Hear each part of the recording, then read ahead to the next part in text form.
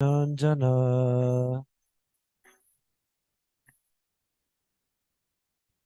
Yamunatira Vanachari Yamunatira Vanachari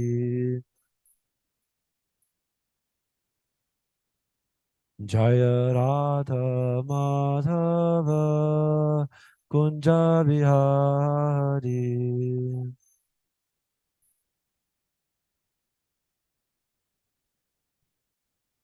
Jaya Radha Madhava Kunja Bihari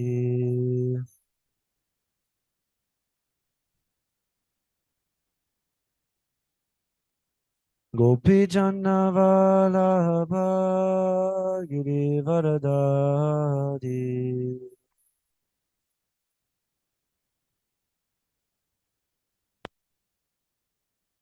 Gopi Janna Vallabha Girivaradari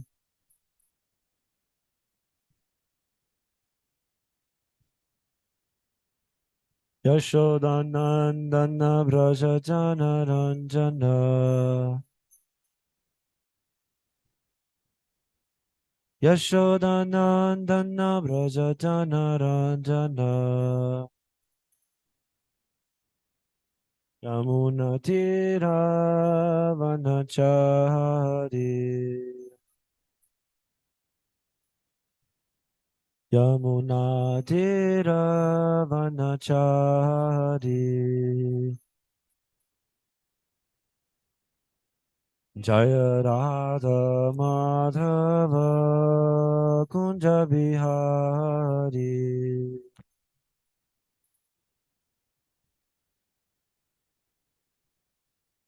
Jaya Radha Madhava Kunja Bihari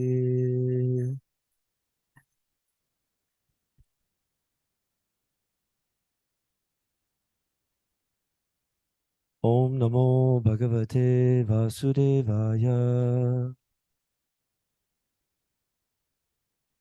Om Namo Bhagavate Vasudevaya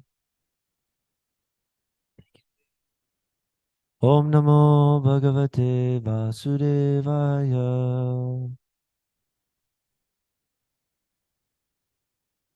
Srimad Bhagavatam, second canto, chapter 8, entitled Questions by King Parikshit. And today it's 18, 21. Okay. Samplava Sarvabhutanam Vikramaha Prati Sankramaha Ishta Purtasya Kam Yanam Trivargasya Cha Yaha Vidhihi Samplava Sarvabhutanam Vikrama Pratisangramaha Ishtapurtasya Kamayanam Trivargasya Chayo Vidhi Samplava Sarvabhutanam Vikrama Pratisangramaha Ishtapurtasya Kamyanam Trivargasya Chayo Vidhi Samplava Sarvabhutanam Vikrama Pratisankramaha Ishtapurtasya Kamyanam Trivargasya Chayo Vidhi.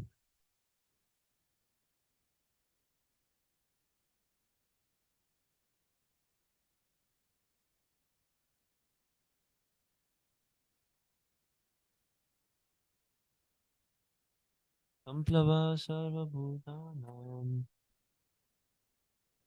Vikrama Pratisankramaha Ishtapurtasya kamyanam Ishtapurtasya kamyanam Trivargasya chayo vidihi. Trivargasya chayo videhe Samplava sarvabhutanam Samplava sarvabhutanam Vikrama pratisankramaha Vikrama Pratisankramaha Ishtapurtasya kamyanam Ishtapurtasya kamyanam Shri Vargasya Chayo Vidihi Trivargasya chayo videhe Samplava sarvabhutanam Samplava sarvabhutanam Vikrama pratisankramaha Vikrama Pratisankramaha Ishtapurtasya kamyanam Ishtapurtasya kamyanam Trivargasya chayo vidihi Trivargasya chayo videhe Samplava sarvabhutanam Samplava sarvabhutanam Vikrama pratisankramaha Vikrama Pratisankramaha Ishtapurtasya kamyanam Ishtapurtasya kamyanam Trivargasya chayo vidihi Trivargasya chayo videhe Samplava sarvabhutanam Samplava sarvabhutanam Vikrama pratisankramaha Vikrama Pratisankramaha Ishtapurtasya kamyanam Ishtapurtasya kamyanam Trivagasya chayo vidihi. Trivargasya chayo videhe. All right. Samplavaha, the perfect means or complete devastation. Sarvabhutanam, of all living beings. Vikramaha, specific power or situation. Pratisangramaha, ultimate destruction. Ishta, performance of Vedic rituals. Purtasya, pious acts in terms of religion. Kamyanam, rituals for economic development.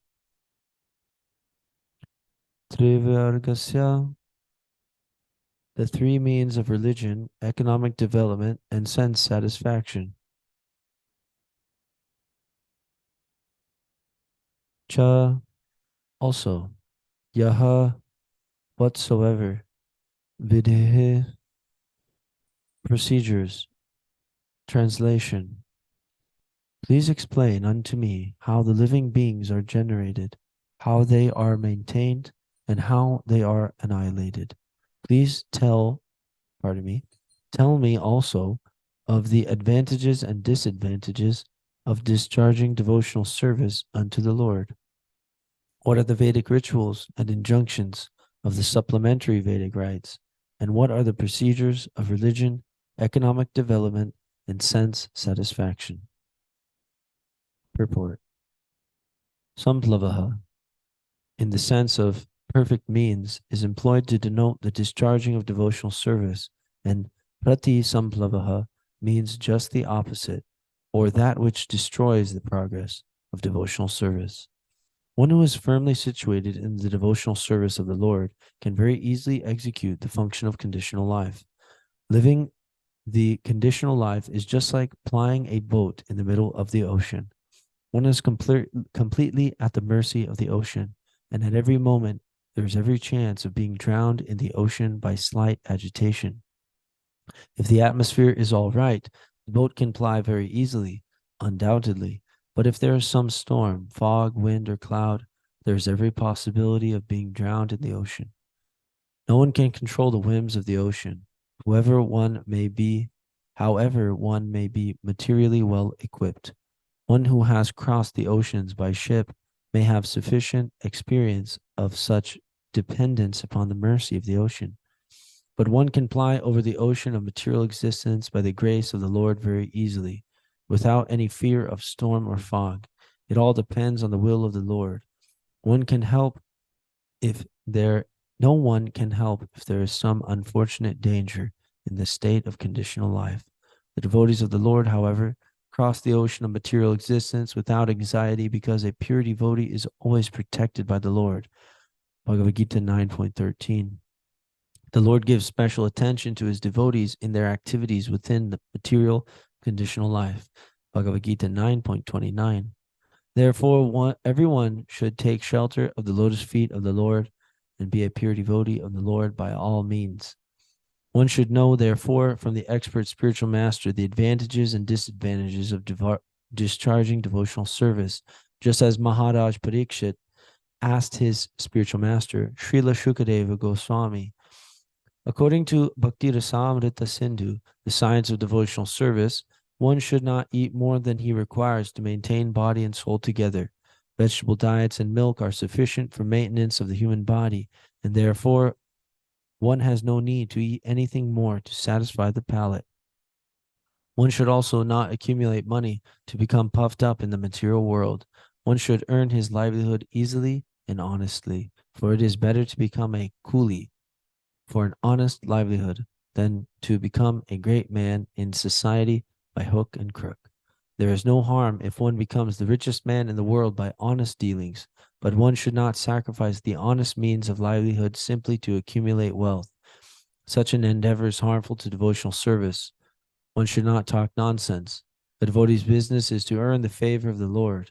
Therefore, a devotee should always glorify the Lord in his wonderful creations. A devotee should not decry the creation of the Lord, defying him by saying that he has created a false world. The world is not false. Factually, we have to take so many things from the world for our maintenance. So how can we say that the world is false? Similarly, how can one think of the Lord as being without form? How can one become formless and at the same time have all intelligence and consciousness, direct and indirect? So there are many things for a pure devotee to learn, and he should learn them perfectly from a bona fide personality like Shukadeva Goswami. The favorable conditions for discharging devotional service are that one should be very enthusiastic in serving the Lord. The Lord, in his form of Sri Chaitanya Mahaprabhu, wanted the cult of devotional service to the Lord to be preached all over the world, in every nook and corner, and therefore a pure devotee's duty is to discharge this order as far as possible. Every devotee should be very enthusiastic, not only in performing his daily rituals of devotional service, but in trying to preach the cult peacefully by following in the footsteps of Lord Chaitanya. If he is not superficially successful in such an attempt, he should not be deterred from the discharge of his duty. Success or failure has no meaning for a pure devotee because he is a soldier in the field. Preaching the cult of devotional service is something like declaring war against materialistic life. There are different kinds of materialists, such as the fruitive workers, the mental speculators, the mystic jugglers, and so many others. All of them are against the existence of Godhead. They would declare that they are themselves God, although in every step and in every action they are dependent on the mercy of the Lord. Therefore, a pure devotee may not associate with such gangs of atheists. A strong devotee of the Lord will not be misled by such atheistic propaganda of the non-devotees, but a neophyte devotee should be very cautious about them. A devotee should see to the right discharge of devotional service under the guidance of a bona fide spiritual master and should not stick only to the formalities. Under the direction of the bona fide spiritual master, one should see how much service is being executed and not simply in the matter of rituals. A devotee should not hanker after anything, but he should be satisfied with things that may automatically come to him by the will of the Lord. That should be the principle of a devotional life. All these principles are easily learned under the guidance of a spiritual master like Shukadeva Goswami. Maharaj Parikshit inquired from Shukadeva correctly, and one should follow his example. Maharaj Parikshit inquired about the process of creation, maintenance, and destruction of the material world, the process of Vedic rituals, and the method of executing pious activities in terms of the supplementary Vedas like the Puranas and Mahabharata. As explained before, the Mahabharata is the history of ancient India, and so also are the Puranas. Pious acts are prescribed in the supplementary Vedas, Smritis, which specifically mention digging tanks and wells for the water supply of the people in general, to plant trees on the public roads, to construct public temples and places of worship of God, to establish places of charity where the poor destitutes can be provided with foodstuff, and similar activities are called purta. Similarly, the process of fulfilling the natural desires for sense gratification was also inquired about by the king for the benefit of all concerned.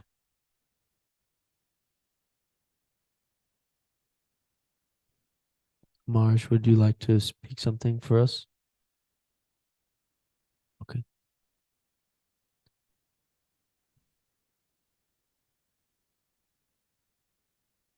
So this was nice. Very nice purport. So Maharaj Parikshit asks here about the generation of the living beings, their maintenance and their annihilation, and also advantages and disadvantages of discharging devotional service.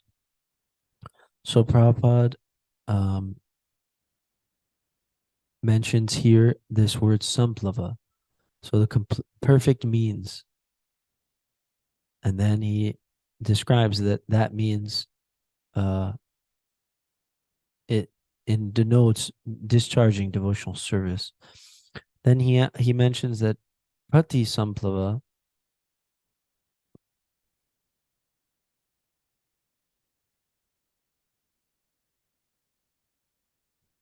that means that it's just the opposite.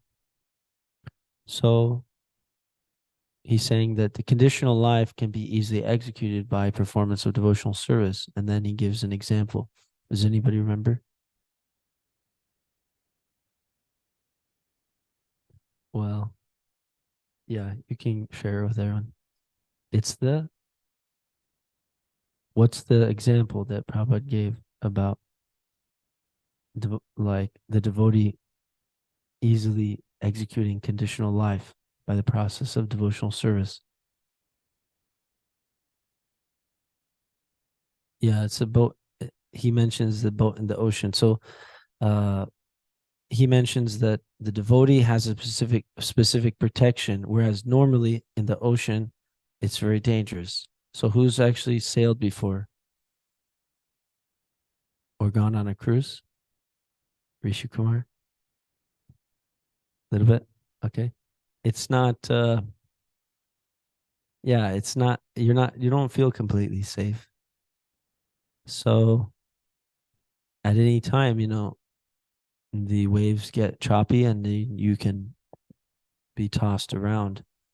And Prabhupada mentions that one who has crossed the ocean by ships may have sufficient experience of such dependence upon the mercy of the ocean. So this concept of dependence also came up later in the purport, where Prabhupada was saying, it doesn't matter, they're trying to decry. Who's decrying? The devotees don't decry the Lord's creation, right?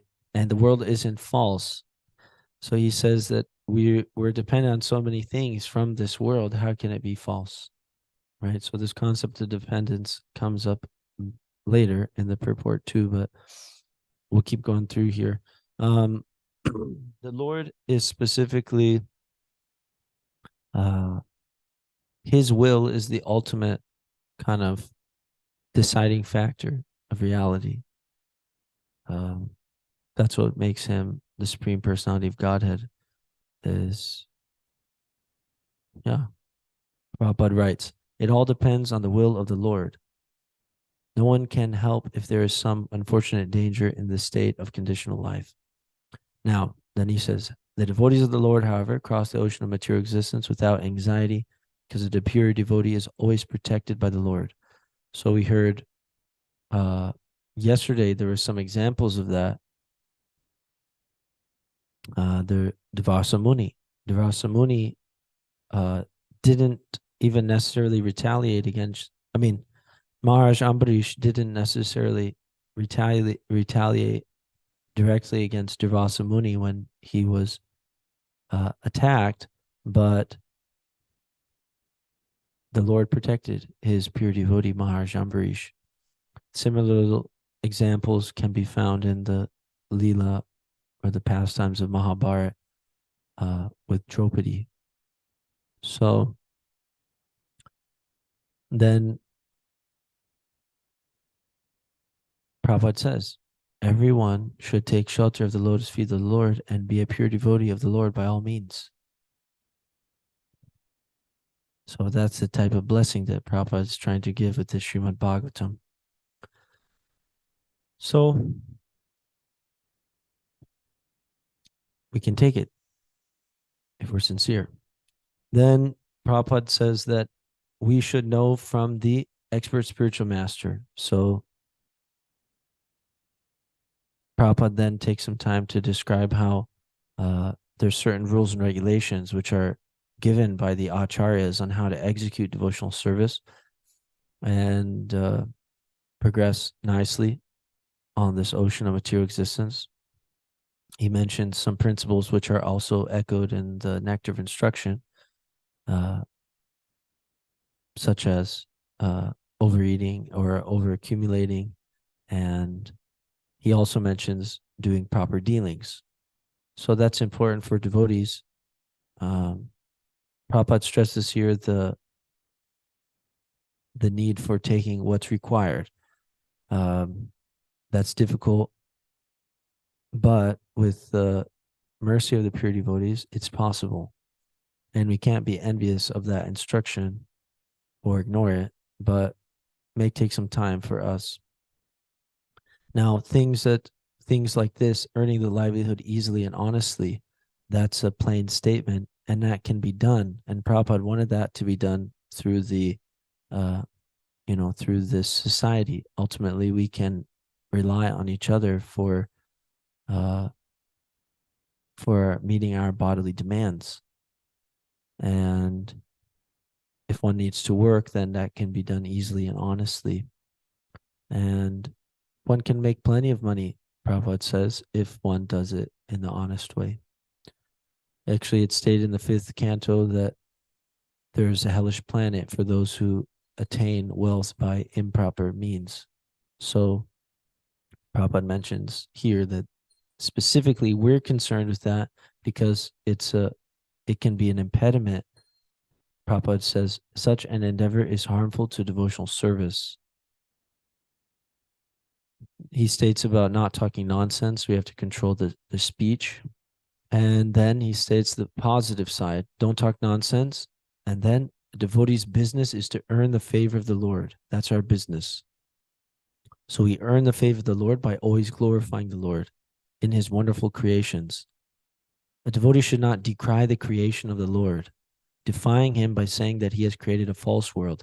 So this is the other side of the coin. Sometimes we stress quite often that the Lord's creation is different from the Lord,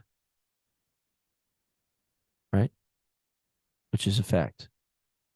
But there's also the other side, which is that it's non-different than the Lord.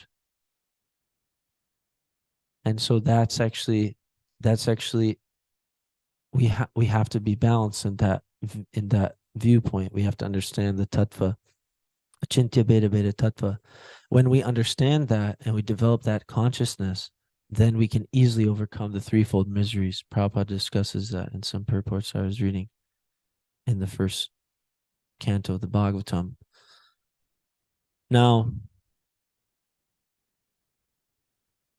Prabhupada made many personal examples of this point, and he would say, it's Krishna's tree. It's Krishna's creation. He's the artist. Beautiful artwork, beautiful creation. But who's the artist? So much more appreciation is stressed on the personal aspect of the Lord. What is there to love about a temporary accumulation of atoms which are interacting for a certain time? you can't love matter, but you can love a person.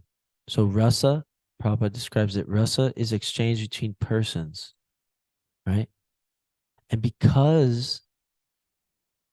right, because the liberated souls are actually relishing, they're actually interested in hearing the pastimes of the Lord, and they're relishing pleasure on that platform, then that's actually an evidence to describe that the Lord must not be impersonal, because you can't actually get a relationship, you can't relish a mellow between non-entities or non-persons, right?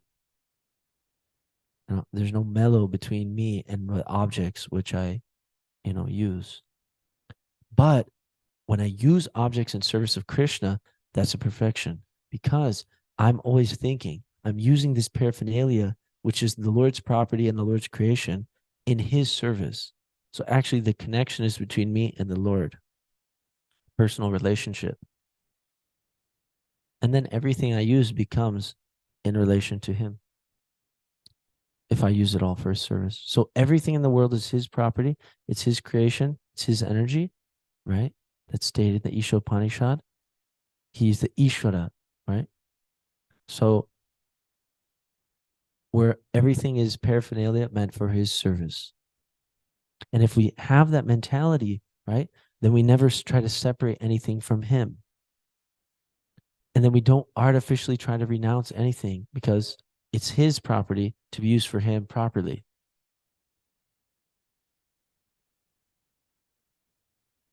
So those are some points too. Prabhupada makes a lot of questions here. This is nice. Factually, we have to take so many things from the world for our maintenance. So how can we say that the world is false? Similarly, how can one think of the Lord as being without form? How can one become formless and at the same time have all intelligence and consciousness, direct and indirect? Prabhupada says, there's many things for a pure devotee to learn. He should learn them perfectly from a bona fide personality like Shukadeva Goswami. So the role of the spiritual master is being stressed here in this part of the purport. And we're getting instructions from Prabhupada to learn the science properly, learn the facts about the Supreme Personality of Godhead. So Prabhupada mentions next that there's a favorable conditions, and basically Prabhupada brings it, or he kind of highlights this concept or this principle of enthusiasm. And he says that one should be very enthusiastic in serving the Lord.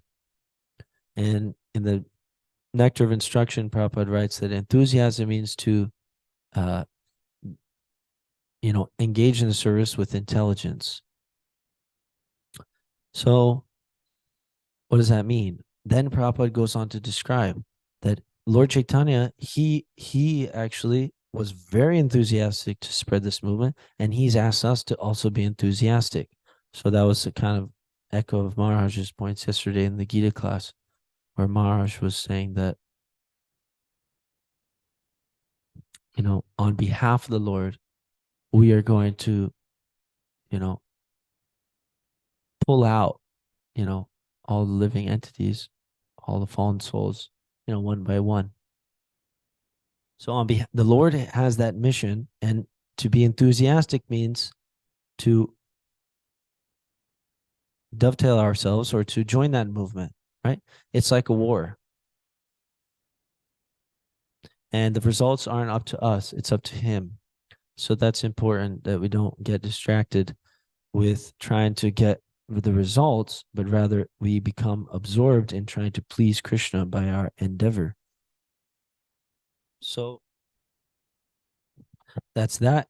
And there's different types of persons which are against the existence of Godhead, right? So the philosophies of the fruitive workers, the mental speculators, and the mystic jugglers, and so many others, all of them are against the existence of Godhead.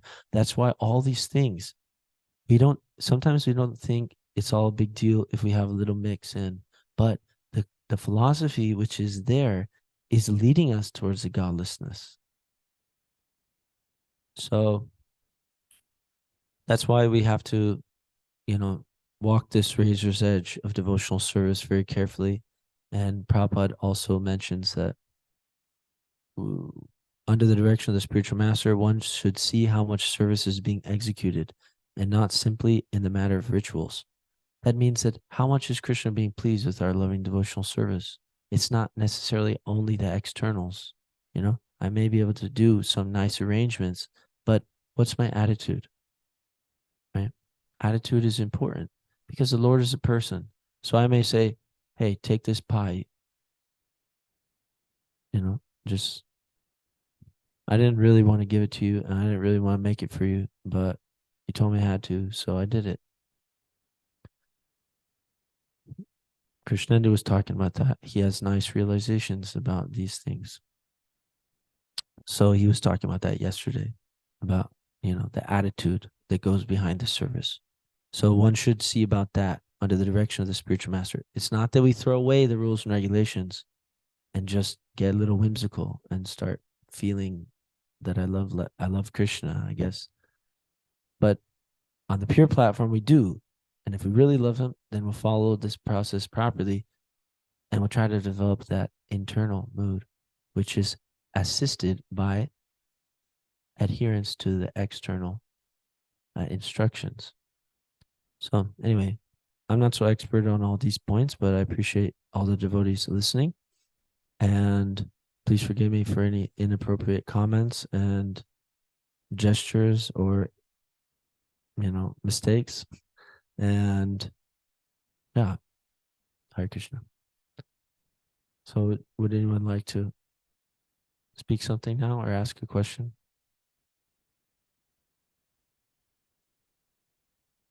Yes. Jaikeshwar Prabhu. The purport, it reminded me of this verse in the Bhagavatam. I think I have the right one here. 10 to 30, or I'll just skip the Sanskrit. O lotus-eyed Lord, by concentrating one's meditation on your lotus feet, which are the reservoir of all existence, and by accepting those lotus feet as the boat by which to cross the ocean of nations, one follows in the footsteps of Mahajanas, great saints, sages, and devotees. By this simple process, one can cross the ocean of nations as easily as one steps over the hoofprint of a calf. And then Prabhupada quoted chapter 9, text 13, Mahatmanas tumam partha daivam prakriti mastrita. So as in that verse is saying, you know, the great souls, they're protected by the energy of the Lord, like Prabhupada was sharing in the purport, unlike the conditioned souls who just get swallowed up in the waves of material existence.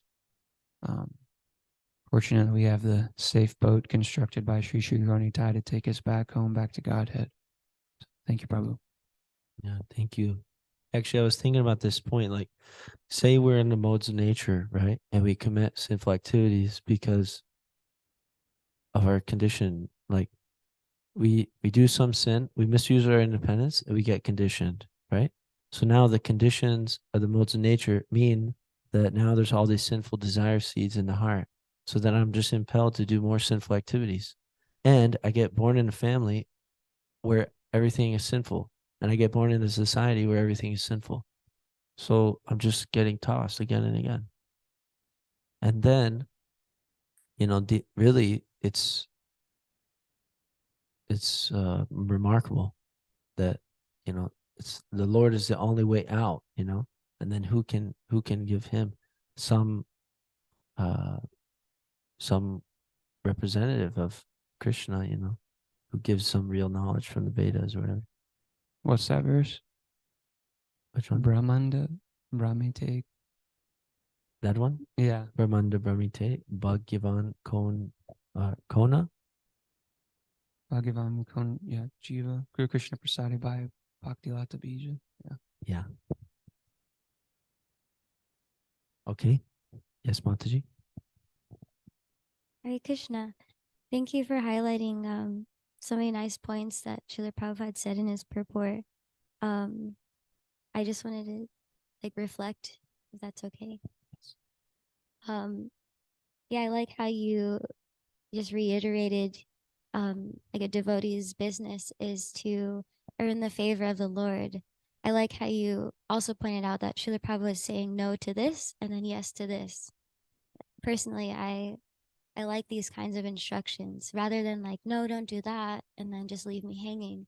It's nice to get some like positive action, after the, like, okay, that's wrong, but then try this instead. I like how Prabhupada um said that. I also really like how Prabhupada said, mm,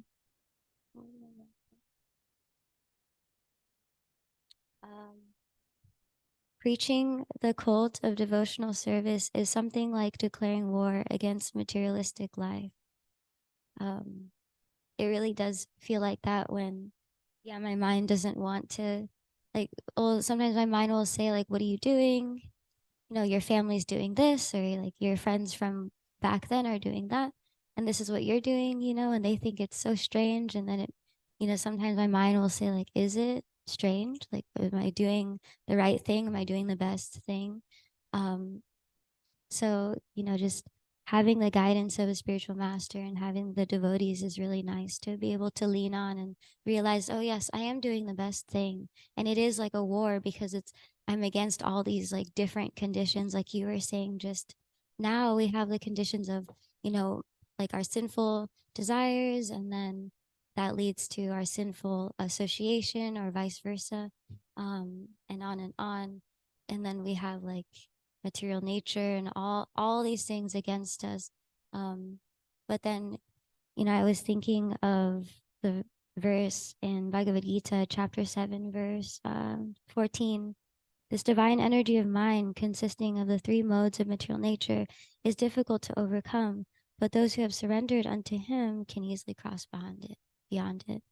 I'm surprised Srila Prabhupada didn't quote that one as well, but I know that's what he was also speaking of. I think. Okay, anyways, thank you for tolerating. Okay. Yeah, sometimes the war is a little bit stressful, or it can be nerving. But yeah, we have our commanders and we're on a squadron, and sometimes we got to get a pep talk and slap on the helmet or something like that. And sometimes the commander, we refer back to the battle strategy, so the war is fought in many small battles, and that's practically every step, every action, right? And Prabhupada says that yeah, basically we should depend on the Lord every moment, and try to please him by all our activities. So thank you very much. Srimad Bhagavatam ki jai, Srila Prabhupada ki jai. All glories to the assembled devotees.